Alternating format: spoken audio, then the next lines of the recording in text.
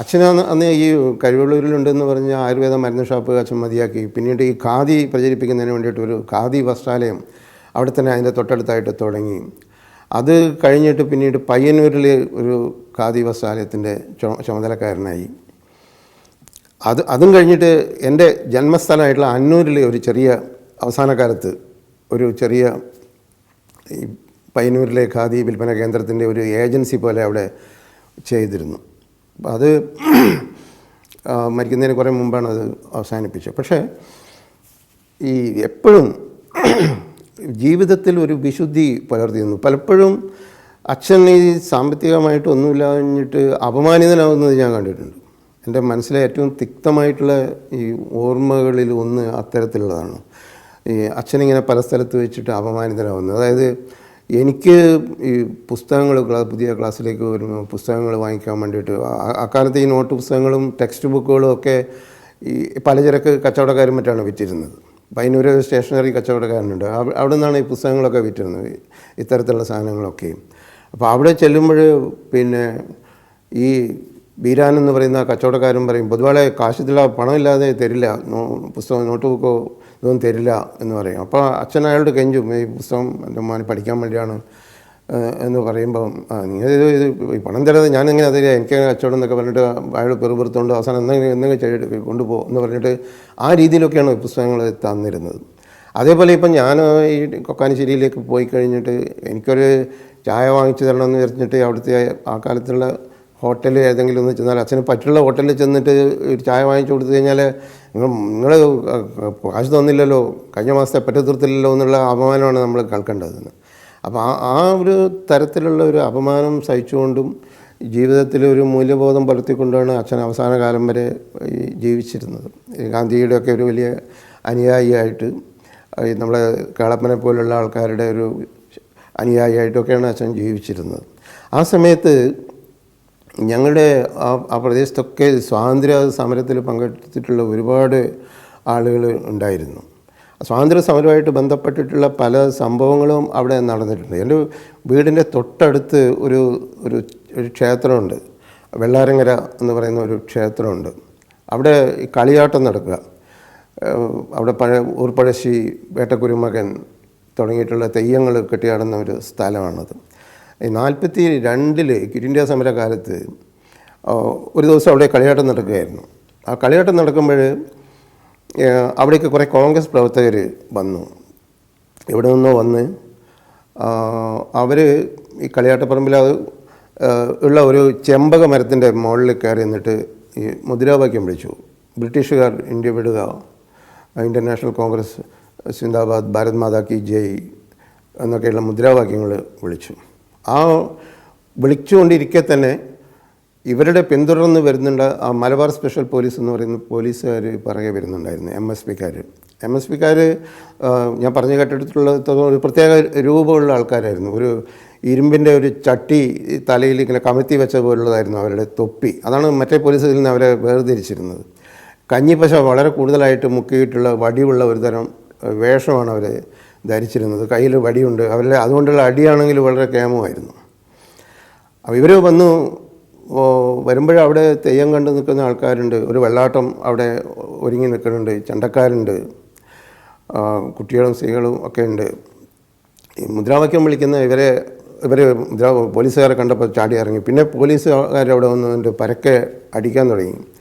ആൾക്കാർ ചെതറി ഓടി, ചണ്ടക്കാർ ചണ്ടയൊക്കെ അവിടെ ഉപേക്ഷിച്ചിട്ട് ഓടി, ചണ്ടയും കോലും ഒക്കെ ഉപേക്ഷിച്ചിട്ട് ഓടി. അതിൽ പിന്നെ അവിടെ തൊട്ടടുത്ത് ഒരു കണിശൻ കൃഷ്ണൻ എന്ന് പറഞ്ഞു, ഇത് ജാതകമൊക്കെ എഴുതി നോക്കുകയൊക്കെ ചെയ്യുന്ന ഒരു കൃഷ്ണൻ. ആ കൃഷ്ണൻ അവിടെ ഒരു വലിയ വൈക്കോൽ തുറവുണ്ടായിരുന്നു. ആ വൈക്കോൽ തുറവിലേക്ക് തല പൂഴ്ത്തി വെച്ചിട്ട് അവിടെ നിന്നു, ഈ ഒട്ടകപ്പക്ഷി നിൽക്കുന്ന പോലെ. അപ്പോൾ അങ്ങനെ നിന്ന് കഴിഞ്ഞാൽ MSPക്കാർ തന്നെ കാണില്ല എന്നും തനിക്ക് മർദ്ദനേൽക്കില്ല എന്നാണ് കൃഷ്ണൻ വിചാരിച്ചത്. വളരെ പാവമായിട്ടുള്ളൊരു മനുഷ്യനായിരുന്നു. MSPക്കാർ പൊതിരെ ഇയാളെ പുറകിൽ തല്ലി. ഇയാൾ തല അതിനകത്തായിരുന്നു. തലയ്ക്ക് മാത്രം, മുഖത്തിന് മാത്രമേ അതൊരു പരിക്കുമല്ല, ദേഹം മുഴുവനും പരിക്കായി. ആൾക്കാർ പലരും ഓടി. അപ്പോൾ ഓടിക്കൊണ്ടിരിക്കുമ്പോൾ ഈ വെള്ളാട്ടം അവിടെ ഉണ്ടായിരുന്നു, നടയിൽ നിൽക്കുന്നുണ്ട്. ഈ വിരാട് പുരുഷൻ്റെ രൂപമുണ്ട്. ആ രൂപത്തിൻ്റെ താഴെ വെള്ളാട്ടം നിന്നിട്ട് ഇങ്ങനെ ഉറയുന്നുണ്ട്. MSPക്കാരെ വരട്ടാൻ വേണ്ടിയിട്ട് ശബ്ദം ഉണ്ടാക്കി. പക്ഷേ MSPക്കാർക്ക് ഈ ദൈവത്തിനൊന്നും ഒരു വിലയില്ലായിരുന്നു. അവർ തെയ്യത്തിനെയും അടിച്ചു. തെയ്യം അടികൊണ്ടിട്ട് തെയ്യവും ഓടി, വയലിലേക്ക് കൂടി ഓടി. ആ സമയത്ത് 2 കൃഷിക്കാർ അവരുടെ വന്നു. അവർ വയലിൽ പോയിട്ട് ചളി പുള്ളിൻ്റെ ദേഹത്ത് മുഴുവൻ ചളിയുമായിട്ട് വരികയായിരുന്നു, കൈക്കോട്ട് ചുമലിലിട്ടിട്ട്. അപ്പോൾ അവരോട് ഒരു MSPക്കാരൻ ചോദിച്ചു, നീ കോൺഗ്രസ്സുകാരെ കണ്ടോ, നിങ്ങൾ കോൺഗ്രസ്സുകാരെ കണ്ടോ എന്ന് ചോദിച്ചു. അപ്പോൾ അവർ പറഞ്ഞു, ഞാനെന്ത് കോൺഗ്രസ് കണ്ടു, ഞാൻ കണ്ടക്കൊത്താൻ പോയതല്ലേ എന്ന് പറഞ്ഞു. എന്നിട്ട് അപ്പോൾ മറ്റേ ഈ കർഷകൻ പറഞ്ഞു, നിൻ്റെ മുഖം കുത്തിയിട്ട് പായസം പോലെയാക്കി ഞാനെന്ന് അവർ പറഞ്ഞു. അത് കേൾക്കേണ്ട താമസം MSPക്കാർക്ക് ഭയങ്കര ദേഷ്യം വന്നു. അവർ രണ്ടുപേരും പൊതിരത്തില്ല. അവർ കൈക്കോട്ടൊക്കെ ഇട്ടിട്ട് ഓടി.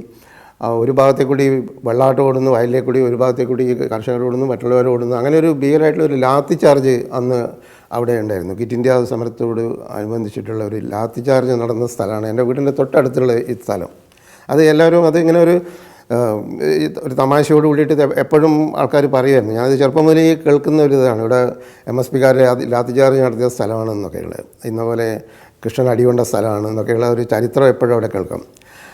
അതേപോലെ തന്നെ കുറച്ചുകൂടി ഒരു ഗാഠമായിട്ടുള്ള ഒരു അനുഭവം എന്ന് പറയാവുന്നത്, ഞങ്ങളവിടെ ഈ ബ്രിട്ടീഷുകാരുടെ ഒരു റെജിമെൻറ്റ് പ്രവർത്തിച്ച സ്ഥലമാണ്.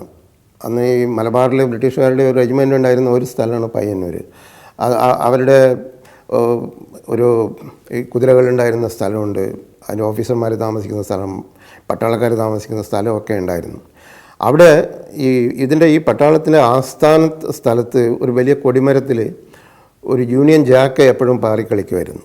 അപ്പോൾ ഒരു ദിവസം രാവിലെ ഇവർ ഉണർന്ന് നോക്കുമ്പോൾ, ഈ മലബാർ സ്പെഷ്യൽ പോലീസ് അവർ ബ്രിട്ടീഷുകാരുടെ ആൾക്കാരും ഒക്കെ ഉണർന്ന് നോക്കുമ്പോൾ ഈ കൊടിമരത്തിൻ്റെ മേലെ യൂണിയൻ ജാക്കിന് പകരം ദേശീയ പതാക പാറുകയാണ്. അതൊരു കാഴ്ചയായി. രാവിലെ ഈ കൊക്കാനശ്ശേരിയിലേക്ക് വരുന്ന ആൾക്കാരൊക്കെ ഇത് കാണുന്നു, ദേശീയ പതാക പാറുകയാണ് ഈ ബ്രിട്ടീഷുകാരുടെ പോലീസ് സ്റ്റേഷനിൽ. അത് പെട്ടെന്ന് ഈ പോലീസുകാർ ഇത് താഴെ ദേശീയ പതാക വലിച്ചിടാൻ വേണ്ടിയിട്ട് അതിന് മേലേക്ക് കയറാൻ ശ്രമിച്ചു ഒരാൾ. കയറുമ്പോഴേ അയാൾ വഴുതി താഴെ വീഴുകയാണ്. കാരണം ആ കൊടിമരത്തിൽ മുഴുവനും എണ്ണ പുരട്ടിയിരുന്നു, പിന്നീട് ആരും കയറാതിരിക്കാൻ വേണ്ടിയിട്ട്. അപ്പോൾ അവസാനം ഇവർ അതിൻ്റെ ചുറ്റിൽ നിന്നിട്ട് വെടിവെച്ചിട്ടാണ് ഈ പതാക ചീന്തിച്ച് കളഞ്ഞതെന്നാണ് പറയുന്നത്. അപ്പോൾ ആ പതാക അവിടെ കെട്ടിയിട്ടുള്ള ആ ഒരു വലിയ സാഹസികത കാണിച്ചിട്ടുള്ള 3 പേരിൽ ഒരാൾ എൻ്റെ അയൽപക്കക്കാരനായിരുന്നു. കണ്ണേട്ടൻ എന്നാണ് അദ്ദേഹത്തിൻ്റെ പേര്, TCV കണ്ണപ്പുതോൾ.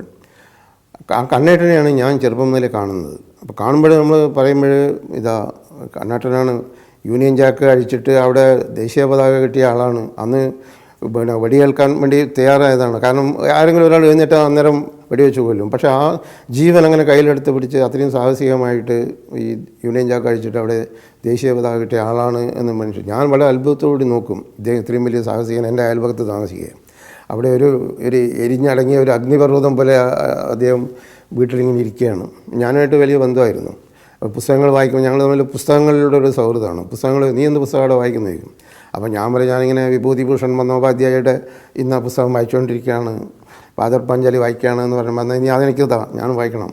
അത് കഴിഞ്ഞിട്ട് പുള്ളി പറയും വനഫൂലിൻ്റെ പുസ്തകം എടുക്കണം. അതല്ലെങ്കിലും മറ്റൊരു എഴുത്തുകാരൻ്റെ പേര് പറഞ്ഞിട്ട് ആളുടെ പുസ്തകം എടുത്തുകൊണ്ട് പോകും. താരാശങ്കർ ബാനർജിയുടെ നോവലുണ്ടോ അവിടെ എന്നൊക്കെ ചോദിക്കും. അദ്ദേഹത്തിന് അധികം വിവർത്തന കൃതികളായിരുന്നു താല്പര്യം, പ്രത്യേകിച്ചും ബംഗാളി സാഹിത്യത്തിൽ നിന്നുള്ള വിവർത്തന കൃതികൾ.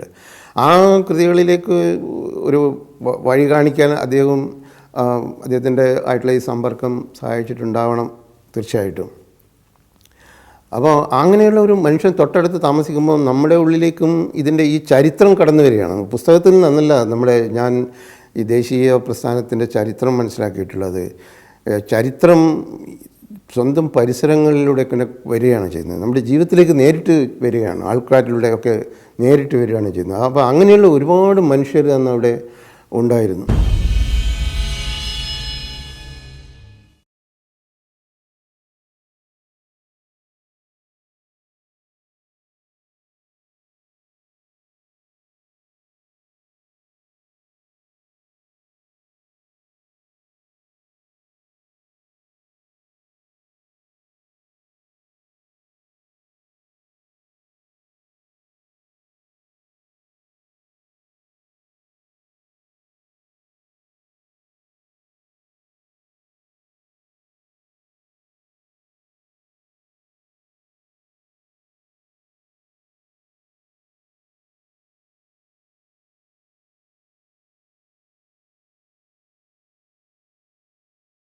അപ്പം ഞാൻ അച്ഛനെക്കുറിച്ച് പറയുമ്പോൾ എപ്പോഴും അസന ഏലാതി എണ്ണയുടെ മണം എൻ്റെ മനസ്സിലേക്ക് വരും.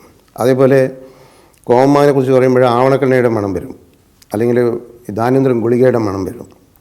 ഇങ്ങനെ പലതരം ഗന്ധങ്ങൾ ആ സമയത്ത് ഉണ്ടായിരുന്നു. ആ ഗന്ധങ്ങൾ മുഴുവനും എൻ്റെ മനസ്സിൽ ഇപ്പോഴും ഉണ്ടെന്ന് തോന്നുന്നു. നമ്മൾ ആദ്യത്തെ മഴ പെയ്യുമ്പോഴും മണ്ണിൽ നിന്ന് ഇങ്ങനെ വരുന്ന ഒരു ഏറ്റവും ഹൃദ്യമായിട്ടുള്ള ഗന്ധം.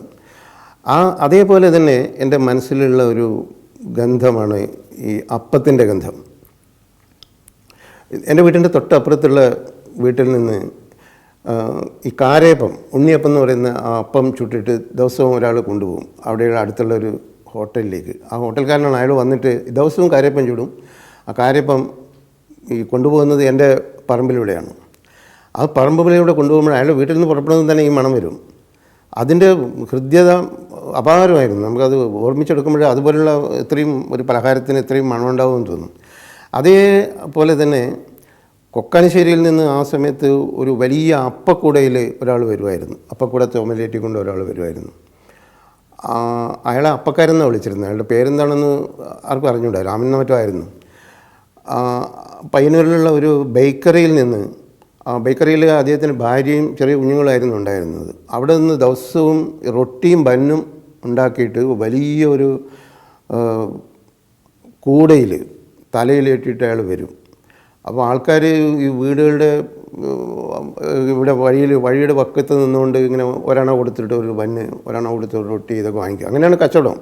അങ്ങനെ അയാൾ നടന്നിങ്ങനെ പോയി ഒരുപാട് ദൂരം നടന്ന് നാഴികകളോളം നടന്ന് ചുറ്റിയിട്ട് വളഞ്ഞ് തിരിഞ്ഞ് വീണ്ടും അവിടെ എത്തുകയാണ്. പിറ്റേ ദിവസം അതേപോലെ വീണ്ടും പുറപ്പെടും. അപ്പോൾ ഈ മനുഷ്യൻ്റെ കയ്യിൽ നിന്ന് ഒരെണ്ണ കൊടുത്തിട്ട് റൊട്ടി വാങ്ങിക്കണമെങ്കിൽ ഒന്നുകിൽ പനി വരണം, അല്ലെങ്കിൽ മറ്റെന്തെങ്കിലും അസുഖം വരണം, എന്നാലും മാത്രമേ ഇത് വാങ്ങിക്കുള്ളൂ. അപ്പോൾ ഞാനൊക്കെ അന്ന് പനി വരാൻ വേണ്ടി പ്രാർത്ഥിച്ചിട്ടുണ്ട്. ഒരു പനി വന്നിരുന്നെങ്കിൽ ഒരു റൊട്ടി തിന്നാമായിരുന്നല്ലോ എന്നിങ്ങനെ വിചാരിക്കും. കാരണം അത് ഇല്ലെങ്കിലും അത് വാങ്ങിച്ചു തരുമല്ലോ, എന്തായാലും റൊട്ടി വാങ്ങിച്ചു തരുമല്ലോ. അതല്ലാതെ ചെയ്തിരുന്നത് ഈ അപ്പക്കാരൻ വരുമ്പോൾ അയാളുടെ പിറകെ നടക്കുകയായിരുന്നു. അയാളുടെ കൂടെ പിറകെ കുറേ ദൂരം നടക്കും. കാരണം ഈ മണം അറിയുന്നതിന് പണം കൊടുക്കേണ്ട കാര്യമില്ലല്ലോ.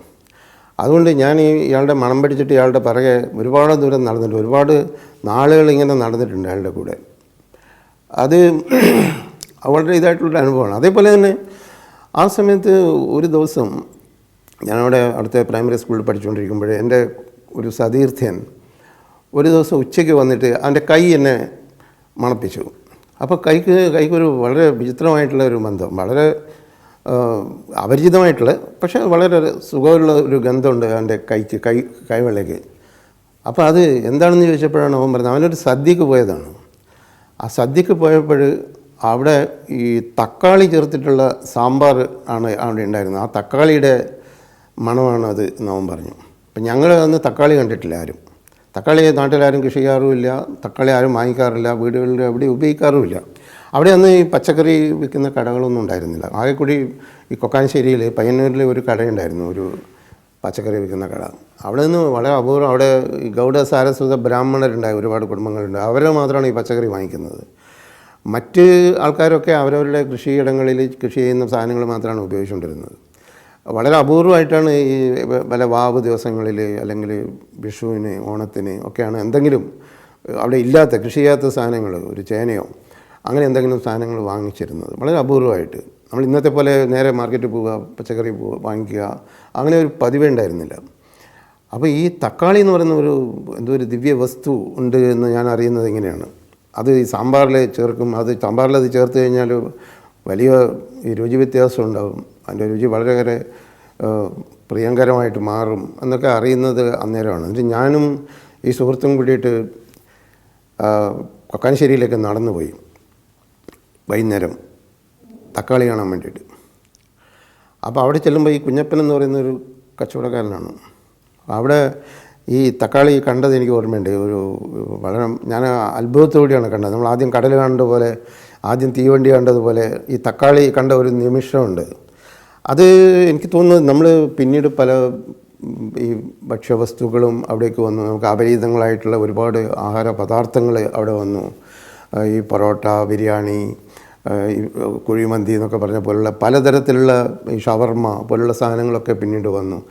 പക്ഷേ ആ കാലത്ത് നമ്മുടെ നാട്ടുരുചികളും ഈ നാടൻ വിഭവങ്ങൾ മാത്രമാണ് ഉണ്ടായിരുന്നത്. അത് പിന്നീട് ഇങ്ങനെ ഓരോന്നായിട്ട് ഇങ്ങനെ വന്നിട്ടാണ് നമ്മുടെ ഈ രുചി ഭേദങ്ങൾ ഉണ്ടായത്, ഭക്ഷണശീലങ്ങൾ പാടെ മാറിപ്പോയത്. പക്ഷേ ആ ഒരു കാലത്ത്, ഞാൻ കുട്ടിയായിരുന്ന കാലത്ത്, ഈ നമ്മളെ വീട്ടിൽ കൃഷി ചെയ്യുന്ന സാധനങ്ങൾ, വയലുകളിൽ കൃഷി ചെയ്യുന്ന സാധനങ്ങൾ, അത് മാത്രമാണ് ഉപയോഗിച്ചിരുന്നത്. അത് താളും തകരയും അവിടെയുള്ള ഇലകളും ചക്കയും മാങ്ങയും അങ്ങനെയുള്ള വസ്തുക്കളാണ് ഉപയോഗിച്ചിരുന്നത്. ഈ വയലിൽ കൊയ്ത്ത് കഴിഞ്ഞാൽ അവിടെ വെള്ളരി നടും, ആ വെള്ളരിക്ക പറിച്ചു കൊണ്ടുവന്ന് വീട്ടിലേക്ക് കെട്ടിത്തൂക്കുക. അതൊക്കെ വലിയൊരു ചടങ്ങാണ്. വലിയ കുമ്പളങ്ങ കെട്ടിത്തൂക്കുക. അത് പിന്നീട് മഴക്കാലം വരെ അതിങ്ങനെ ഉപയോഗിച്ചുകൊണ്ടിരിക്കുക. ഓരോന്നായിട്ട് ഒരു ഭക്ഷണത്തിന് യാതൊരു വൈവിധ്യമില്ല. എന്നും ഈ വെള്ളരിക്ക കൊണ്ടുള്ള കറിയാണ്. ഒന്നുകിൽ അത് ഓലൻ എന്ന് പറയുന്ന കറി വയ്ക്കും, അല്ലെങ്കിൽ അത് പുളിങ്കറി എന്ന് പറയുന്ന കറി വയ്ക്കും, അത് അല്ലെങ്കിൽ മോര ഒഴിച്ചിട്ടുണ്ടെങ്കിൽ അത് പുളിശ്ശേരിയാകും. പക്ഷേ നമ്മൾ അതിൽ നിന്നൊരു വൈവിധ്യം ഒരിക്കലും പ്രതീക്ഷിക്കേണ്ട. എപ്പോഴും ഇത് തന്നെയാണ് ഇങ്ങനെ ഉണ്ടായത്. അപ്പോൾ അതും പ്രത്യേകിച്ച് കർക്കിടകമൊക്കെ ആകുമ്പോൾ ആ മഴയത്ത് നമുക്ക് വല്ലാത്തൊരു ഏകാന്തത തോന്നും, വല്ലാതെ വിശപ്പം തോന്നും. പക്ഷേ സമൃദ്ധമായിട്ടുള്ള ഭക്ഷണം ഒന്നുമില്ല. വളരെ ദരിദ്രമായിട്ടുള്ള ഭക്ഷണശീലങ്ങളാണ് ഉണ്ടായിരുന്നത്. അത് പത്തായത്തിലെ നെല്ല് ആണെങ്കിൽ കഴിഞ്ഞിട്ടുണ്ടാവും. അതിങ്ങനെ പത്തായത്തിൽ പിന്നെയും അതിൽ പത്തായം കാലിയായി കഴിഞ്ഞിട്ട് പിന്നെയും അതിൽ വല്ല നെന്മണിയും അവശേഷിച്ചിട്ടുണ്ടോ എന്ന് നോക്കാൻ വേണ്ടിയിട്ട് ഇറങ്ങിച്ചെല്ലും. അതിൻ്റെ മൂലയിൽ എവിടെയെങ്കിലും ഈ കൂറക്കാട്ടത്തിൻ്റെ ഇടയിലൊക്കെ ആയിട്ട് നെന്മണികളുണ്ടോ എന്ന് വിളക്ക് കത്തിച്ച് വെച്ചുകൊണ്ട് ഇത് അന്വേഷിച്ചിട്ടുണ്ട്. അപ്പോൾ അങ്ങനത്തെ ഒരു വല്ലാത്തൊരു കാലമായിരുന്നു, ദാരിദ്ര്യത്തിൻ്റെയും ഇല്ലായ്മയുടെയും ഒക്കെ കാലം. പക്ഷെ എന്നാലും അതിൽ ചില വിസ്മയം പോലുള്ള ചില കാര്യങ്ങൾ വരും. ഇപ്പോൾ ഈ അപ്പക്കാരൻ്റെ മണം, അല്ലെങ്കിൽ ഒരു തക്കാളിയുടെ മണം, അങ്ങനെയൊക്കെയുള്ള ചില ചെറിയ വിസ്മയങ്ങൾ നമുക്ക് ദൈവം അവിടെ ഇങ്ങനെ ആ കാലത്തും നമ്മളെ സന്തോഷിപ്പിക്കാൻ വേണ്ടിയിട്ട്, അല്ലെങ്കിൽ ഈ ദുഃഖങ്ങളെയൊക്കെ മറികടക്കാൻ വേണ്ടിയിട്ട് ആ സമയത്ത് കരുതി വയ്ക്കുമായിരുന്നു. അതേപോലുള്ള ഒരു കാര്യമാണ് അന്ന് സിനിമ. ഞങ്ങളുടെ വീടിൻ്റെ അടുത്തൂടെ ഒരു മനുഷ്യൻ എപ്പോഴും പോവും, ഒരു വലിയ ഞെക്ക് വിളക്കുമായിട്ട്. കണ്ടക്കോരൻ എന്നായിരുന്നു അദ്ദേഹത്തിൻ്റെ പേര്. അദ്ദേഹം പയ്യന്നൂരിലെ ശോഭ എന്ന് പറയുന്ന ടാക്കീസിലെ ജീവനക്കാരനായിരുന്നു. അതിൻ്റെ ഗേറ്റിൽ നിൽക്കുന്ന ഒരാൾ. ദിവസം രാവിലെ പോവും, സെക്കൻഡ് ഷോ കഴിഞ്ഞിട്ട് തിരിച്ചു വരും. അപ്പം ഞാൻ വളരെ ചെറുപ്പം മുതലേ അവിടെ സിനിമ കാണാൻ വേണ്ടി പോകുമായിരുന്നു. അവിടെ ആദ്യം വേറൊരു ടാക്കീസ് ഉണ്ടായിരുന്നു, രാജാറാം എന്ന് പറഞ്ഞിട്ട്. അതിനുശേഷം ശോഭ എന്ന് പറഞ്ഞിട്ടുള്ള ഒരു ടാക്കീസ് വന്നു, അതിന് തൊട്ടടുത്തായിട്ടുണ്ട്. അവിടെ നിന്ന് 60കളുടെ ഒരു തുടക്കം തൊട്ട് തന്നെ ഞാൻ പലതരം സിനിമകളും കാണാറുണ്ട്. ഉമ്മ, ഉണ്ണി ആർച്ച, പാലാട്ട് കോമൻ, ജ്ഞാനസുന്ദരി, ഓടയിൽ നിന്ന്, അങ്ങനെയുള്ള സിനിമകൾ, ശകുന്തള, വടക്കമ്പാട്ട് സിനിമകൾ, ഇതൊക്കെ ആ സമയത്ത് കാണുമായിരുന്നു. കാണുക മാത്രമല്ല, അവിടുത്തെ ഓരോ ഇതിൻ്റെയും പാട്ടുപുസ്തകം വാങ്ങിക്കുകയും ചെയ്യും. ഞാനൊരു ഗായകനൊന്നും അല്ലെങ്കിലും ഇതിൻ്റെയൊക്കെ പാട്ടുപുസ്തകങ്ങളുടെ ഒരു വലിയ ശേഖരം ഉണ്ടായിരുന്നു. ആ കാലത്ത് നമ്മുടെ സമ്പാദ്യം എന്ന് പറയാവുന്നത് പാട്ടുപുസ്തകങ്ങളും ഈ അതിൻ്റെ പ്രൊജക്ഷൻ മുറിയുടെ പുറത്ത് നിന്ന് കണ്ടെടുക്കുന്ന ഫിലിമിൻ്റെ തുണ്ടുകളുമാണ്. ഈ എഡിറ്റിങ്ങിൻ്റെ ഒരു പ്രോസസ്സ് അവിടെ നടക്കുമായിരുന്നു. ഈ വെട്ടിക്കളയും ചിലപ്പോൾ. ആ വെട്ടിക്കളഞ്ഞ ഫിലിം തുണ്ടുകൾ അവിടെ അതിൻ്റെ പുറത്തുണ്ടാകും. അത് പെറുക്കി കൊണ്ടുവന്നിട്ട് അതിൻ്റെ ഒരു ശേഖരം ഉണ്ടായിരുന്നു. അതുപോലെ തന്നെ ആ കാലത്തെ പാട്ടുപുസ്തകങ്ങളുടെ ഒരു വിപുലമായിട്ടുള്ള ശേഖരം ഉണ്ടായിരുന്നു. അപ്പോൾ സിനിമ എന്ന് വലിയൊരു വിസ്മയമായിരുന്നു. ഇതെങ്ങനെയാണ് ഇതുണ്ടാകുന്നത്? പലരും വളരെ അജ്ഞരായിട്ടുള്ള ആളുകൾ അത് സിനിമ അവിടെ വന്നിട്ട് അതേ അഭിനേതാക്കൾ അവിടെ വന്നിട്ട് അതേ നേരത്ത് അഭിനയിച്ച് കാണിക്കുന്നതാണെന്ന് വിശ്വസിച്ച ആൾക്കാർ വരെയുണ്ട്. നാടകം പോലെ കാണിക്കുന്നതാണ്. അങ്ങനെ ഒരാൾ അതിലെ ഒരു നടിയെ കാണാൻ വേണ്ടിയിട്ട് അവിടെ എത്രയോ നേരം കാത്തു നിന്നതിനെക്കുറിച്ചൊരു കഥയുണ്ട്. അപ്പോൾ നടി കുളിക്കാൻ പോയിരിക്കുകയാണ്, ഇപ്പോൾ വരുമെന്ന് പറഞ്ഞിട്ട് അയാൾ അവിടെ കാത്തു നിന്നെന്നാണ് പറയുന്നത്. അപ്പോൾ സിനിമ എന്താണ്, അതിൻ്റെ ഒരു മാന്ത്രികത, അതിൻ്റെ നിഗൂഢത, ഇതൊക്കെ എപ്പോഴും നമ്മൾ അത്ഭുതപ്പെടുകയാണ്. ഓരോ ആഴ്ച ചെല്ലുമ്പോഴും ഈ സിനിമകളിങ്ങനെ വരികയാണ്, ഓരോ കഥകളിങ്ങനെ പറഞ്ഞുകൊണ്ട്. സ്കൂൾ മാസ്റ്റർ, ഒരാൾ കൂടി കള്ളനായി, വിയർപ്പിൻ്റെ വില എന്നൊക്കെ പറഞ്ഞിട്ടുള്ള സിനിമകളിങ്ങനെ വരികയാണ്. അതിൽ പല ഗ്രാമങ്ങൾ വരുന്നു, പലതരം മനുഷ്യർ വരുന്നു, പലതരം ജീവിതങ്ങൾ വരുന്നു, ഹാസ്യ കഥാപാത്രങ്ങൾ വരുന്നു, വില്ലന്മാർ വരുന്നു, സംഘടനകൾ ഉണ്ടാകുന്നു, കുതിരകൾ പായുന്നു. ഇങ്ങനെ വിചിത്രമായിട്ടുള്ള അനുഭവ രാശിയാണ് സിനിമ അന്ന് തന്നിരുന്നത്. അപ്പോൾ അവിടെ എപ്പോഴും വീണ്ടും ഞാനന്ന് ചെല്ലാൻ ആഗ്രഹിച്ചിരുന്ന സ്ഥലമാണ് സിനിമ. ഈ സിനിമ ടാക്കീസ് കൊട്ടക. കുറേ തൂണുകളിൽ ഒരു നെടുമ്പുര, അതായിരുന്നു ആ ടാക്കീസ്. ആ തൂണുകൾ പലപ്പോഴും നമ്മൾ ഒരുപാട് ആൾക്കാരുണ്ടെങ്കിൽ ആ തൂണുകളുടെ മറവിൽ നിന്നിട്ടൊക്കെയാണ് ഇത് എത്തി നോക്കിയിട്ടൊക്കെയാണ് കണ്ടിരുന്നത്. അതിൻ്റെ ഏറ്റവും മുന്നിൽ പൂഴി വിരിച്ച ഒരു സ്ഥലമാണ് അതിന് ഇരിപ്പിടമില്ല, പൂഴിയാണ്, തറ. അതാണ് തറ ടിക്കറ്റ് എന്ന് പറയുന്ന ഏറ്റവും കുറഞ്ഞ ടിക്കറ്റ് നിരക്ക് അതാണ്. അതിൽ ഈ ചെറിയ ഉയരം കുറഞ്ഞ കുട്ടികൾ സാധാരണ പൂഴി കുറേ കൂട്ടിയിട്ട് ഭാര്യ 2 ഭാഗത്ത് 4 ഭാഗത്തുനിന്ന് അടുപ്പിച്ച് കൂട്ടിയിട്ട് അതിൻ്റെ മേലെ ഒരു പീഠം പോലെ ആക്കിയിട്ട് അതിൻ്റെ മേലെ ഇരിക്കും. ആ കുറച്ച് കഴിയുമ്പോഴേക്കും അതിങ്ങനെ അമരും, വീണ്ടും അതുപോലെ പൂഴി കൂട്ടിയിട്ട് അതിൻ്റെ മേലെ ഇരിക്കും. അതുപോലെ പ്രൊജക്ഷൻ റൂമിൽ നിന്നുള്ള ലൈറ്റ്, നമ്മൾ ഇതിലേക്ക് സ്ക്രീനിലേക്കുള്ള ലൈറ്റിൽ എപ്പോഴും കാണാവുന്നത് ഈ പൂഴി ഈ ആളുകൾ വലിച്ച് മുലോട്ട് എറിഞ്ഞിട്ട് അതാണ് കാണാവുന്നത്. എപ്പോഴും കാണാവുന്നൊരു കാഴ്ചയായിരുന്നത് ഈ പൂഴി ഇങ്ങനെ ഈ പ്രകാശത്തിനിടയിലൂടെ അതിൻ്റെ പ്രകാശധാരയിൽ ധൂളികളിങ്ങനെ പാറുന്നത് എപ്പോഴും കാണാം. നമ്മൾ സിനിമ കണ്ടിറങ്ങുമ്പോൾ നമ്മുടെ മനസ്സിൽ സിനിമയുണ്ടാവും, നമ്മുടെ മുടിയിൽ നിറയെ ഈ പൂഴിയുണ്ടാവും. സിനിമ കണ്ട് പുറത്തിറങ്ങിയാൽ ഉടനെ ഈ പൂഴി തട്ടിക്കളയുക എന്നുള്ളതാണ് ആദ്യത്തെ ജോലി. നിറയെ പൂഴിയായിരിക്കും. അതിൽ സിനിമയിലെ വൈകാരികത കൂടുന്തോറും ഈ പെട്ടെന്ന് ഈ പൂഴി വാരി എറിയുന്നതിൻ്റെയൊക്കെ തീവ്രതയും കൂടും. അപ്പം അങ്ങനെ ആ ചെറുപ്പത്തിൽ സിനിമ വല്ലാതെ തന്നെ ആവേശിച്ചിരുന്നു, വല്ലാതെ സ്വാധീനിച്ചിരുന്നു സിനിമ. ആ സിനിമ ഈ വടക്കൻപാട്ടുകളിലെ സിനിമ കണ്ടിട്ട് നമ്മൾ അതുപോലുള്ള പയറ്റ്, ഈ പ്രാകൃതമായിട്ടുള്ള വാളൊക്കെ മരം മുറിച്ച് വാളൊക്കെ ഉണ്ടാക്കിയിട്ട് പയറ്റുമൊക്കെ ചെയ്യുമായിരുന്നു. ആ സമയത്താണ് ഒരു ദിവസം ഞങ്ങളുടെ നാട്ടുവഴിയിലൂടെ ഒരു വിചിത്രമായ ഒരു രൂപം കടന്നു വരുന്നത്. ഒരു സഫാരി, ചാരനിറത്തിലുള്ള ഒരു സഫാരി ഉടുപ്പിട്ട് തലയിൽ ഒരു രോമത്തൊപ്പിയൊക്കെ വെച്ചിട്ടുള്ള ഒരാൾ. അതിങ്ങനെ അടുത്തേക്കൊരു ഞാൻ വളരെ കൗതുകത്തോടെ നോക്കിയിട്ട് എനിക്കെൻ്റെ വിസ്മയം അടക്കാൻ വേണ്ടി പറ്റിയിട്ടില്ല. അത് അദ്ദേഹം ചിരിച്ചുകൊണ്ട് എന്നോട് ചോദിച്ചു, ഞാനിപ്പോൾ ഒരു വള്ളി നിക്കറൊക്കെ ഇങ്ങനെ വീഴാതിരിക്കാൻ വേണ്ടിയിട്ട് ബലം പിടിച്ച് ഇങ്ങനെ അത് പിടിച്ചുകൊണ്ടിരിക്കുകയാണ്, അവിടെ നിൽക്കുകയാണ്. മോനെ അറിയുമോ എന്ന് ചോദിച്ചു. ആ ശബ്ദം വളരെ പരിചിതമാണ്. അത് തിക്കുറിശ്ശി സുകുമാരൻ നായരായിരുന്നു. അദ്ദേഹത്തിന് ഞങ്ങളുടെ ദേശമായിട്ടൊരു ചെറിയ ബന്ധമുണ്ടായിരുന്നു. അവിടെ അന്നൊരു സ്റ്റുഡിയോ നടത്തുന്ന ഒരു ബാലേട്ടനുണ്ടായിരുന്നു, പയ്യന്നൂരിലെ ആദ്യത്തെ സ്റ്റുഡിയോ. എൻ്റെ ഒരു ഫോട്ടോ ആദ്യമായിട്ട് 7ാം ക്ലാസ് പഠിക്കുമ്പോൾ എടുത്തിട്ടുള്ളത് ഈ ബാലേട്ടനാണ്. അദ്ദേഹമായിട്ട് തിക്കുറിശ്ശിക്ക് സൗഹൃദം. അദ്ദേഹത്തിൻ്റെ വീട്ടിൽ വന്നതാണ്, അവിടെ ഏതൊരു ചടങ്ങിന് വേണ്ടി വന്നതാണ്, എന്നിട്ട് നടക്കാൻ ഇറങ്ങിയതാണ്. അപ്പോൾ അത് ഞാൻ തിക്കുറിശ്ശിയുടെ പല സിനിമകളും കണ്ടിട്ടുണ്ട്, സ്കൂൾ മാസ്റ്റർ കണ്ടിട്ടുണ്ട്, മറ്റു പല സിനിമകളും കണ്ടിട്ടുണ്ട്. അദ്ദേഹം നമ്മുടെ ജീവനോടിൻ്റെ മുമ്പിൽ നിൽക്കുകയാണ്.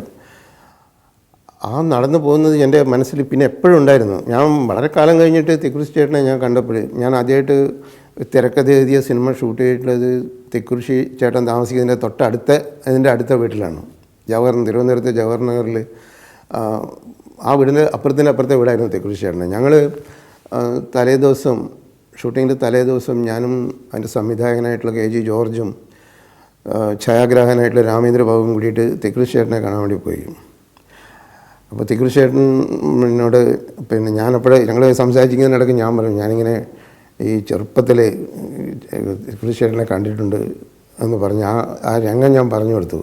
അപ്പോൾ അദ്ദേഹം അത് വളരെ ആസ്വദിച്ചു. എന്നിട്ട് എന്നെ അനുഗ്രഹിക്കുകയൊക്കെ ചെയ്തു. വളരെ നന്നായി വരും എന്നൊക്കെ പറഞ്ഞിട്ട് അനുഗ്രഹിക്കുകയൊക്കെ ചെയ്തു.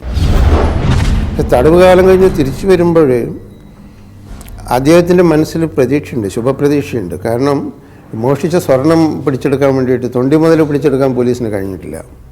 അതവിടെ ഒരു സ്ഥലത്ത് കുഴിച്ചിട്ടിട്ടുണ്ടല്ലോ. ഈ കുതികാല് വെട്ടിയിട്ട് മുടന്തനായെങ്കിലും ഇനിയുള്ള ജീവിതത്തിൽ ഇപ്പോൾ മക്കൾക്കും ഒക്കെ വേണ്ടിയിട്ട് ആ സ്വർണം എടുത്ത് ചെലവഴിക്കാമല്ലോ എന്നുള്ള ഒരു ശുഭപ്രതീക്ഷയിലാണ് കണ്ണൂർ സെൻട്രൽ ജയിലിൽ നിന്ന് ഇദ്ദേഹം ഇറങ്ങി വരുന്നത്.